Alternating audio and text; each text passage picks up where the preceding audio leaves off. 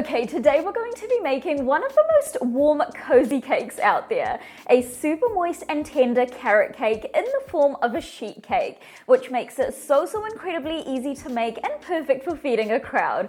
This carrot cake is packed with wonderful aromatic spices and is topped with a velvety cream cheese frosting. It is so good. So to start off, you want to preheat your oven to 180°C or 350°F conventional. Remember to lower the temperature if you're using a fan function, and lightly grease the bottom and sides of a 9x13" cake pan. And then you just want to line the pan long ways with some parchment paper as well.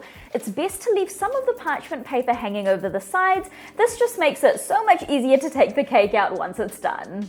Now just set your cake tin aside for now, and next we're going to sift together our dry ingredients. So I've got 290 grams or 2 1/4 cups of plain all-purpose flour, 30 grams or 1/4 cup of cornstarch, 2 teaspoons of baking powder, half a teaspoon of baking soda, half a teaspoon of salt, 2 1/2 teaspoons of ground cinnamon, 1 3/4 teaspoon of ginger powder, 1/4 teaspoon of ground cloves, and half a teaspoon of ground nutmeg. And then using a whisk or fork, give that a good mix until it's well combined, and then set it aside for now.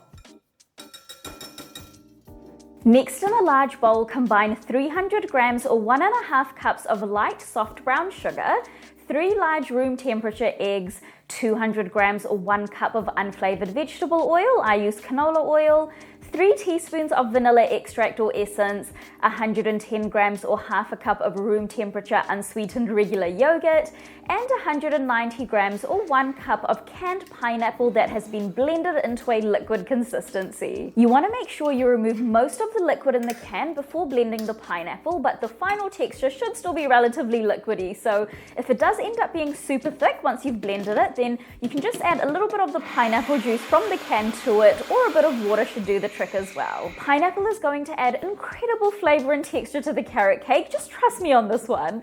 This recipe is basically my original carrot cake recipe, which is just, turned into a sheet cake, and that recipe already has 55-star reviews on my blog, so trust me, I promise you, you are going to absolutely love this cake. And then once that's all in the bowl, just using a whisk, give that a good mix until it's well combined. Now this recipe is super easy. It uses the muffin method of making cake batter. So all you have to do is add your dry ingredients to your wet ingredients, and then using a spatula, fold that in until it's just combined. Be careful not to overmix it though, otherwise you're going to overwork the gluten in the cake batter and you're going to end up with a tough and really dense cake. So that is the base of the cake batter done. If it does still have a few lumps in it, that's totally fine.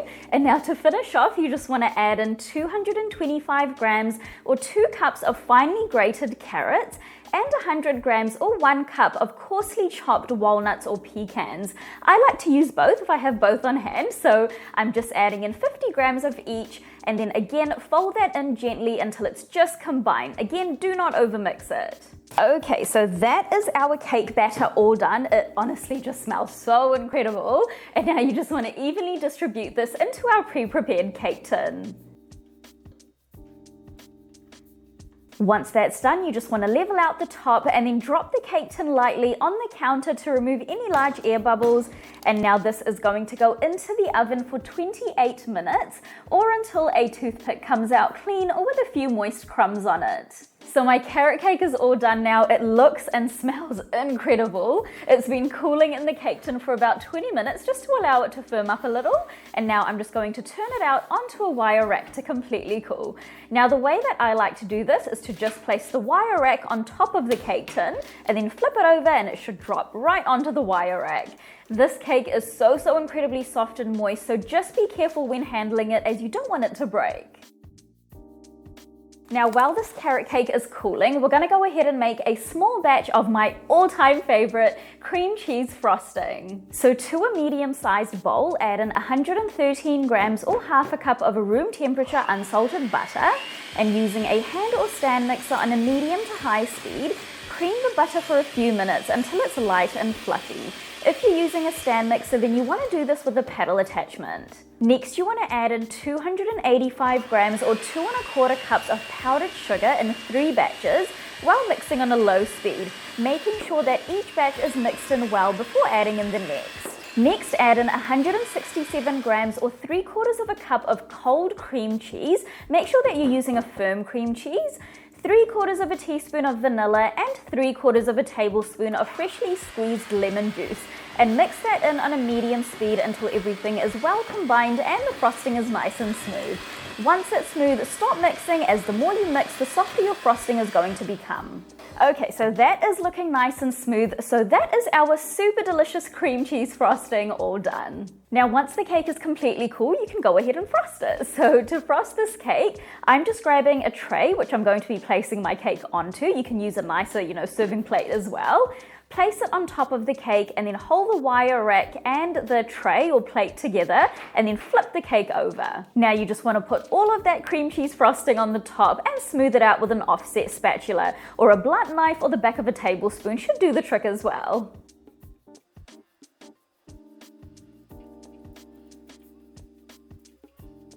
Now you can go ahead and decorate the top if you like. You might want to sprinkle some walnuts or pecans on the top, but that is my carrot sheet cake all done. This carrot cake is honestly probably one of the best I've ever had. It is so incredibly soft and moist and is literally bursting with flavor. And the combination of spices that we put in there just honestly take this cake to another level.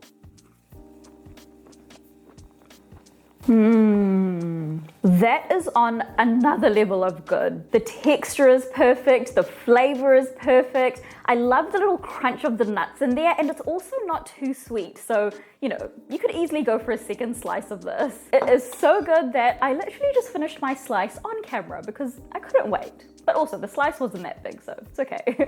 So that is it for today, guys. If you do decide to give this carrot cake a go, then please do leave a review on my blog. It really helps my content out and I really love hearing from you guys. I'll see you in the next video.